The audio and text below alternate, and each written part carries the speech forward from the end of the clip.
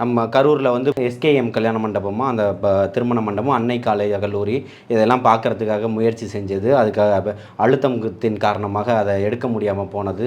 இதையெல்லாம் நடந்தது. தீபாவளிக்கு முந்தின நாள் வரைக்கும் எல்லா முயற்சிகளுமே நடந்தது.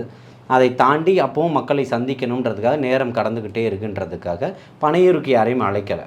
புரியுதுங்களா? அவர் இன்னொரு இடத்த வாடகைக்கு எடுத்து அந்த இடத்துல மக்களை வர வைத்து அவர் அழைக்கிறாரு. அந்த மக்கள் வராங்க.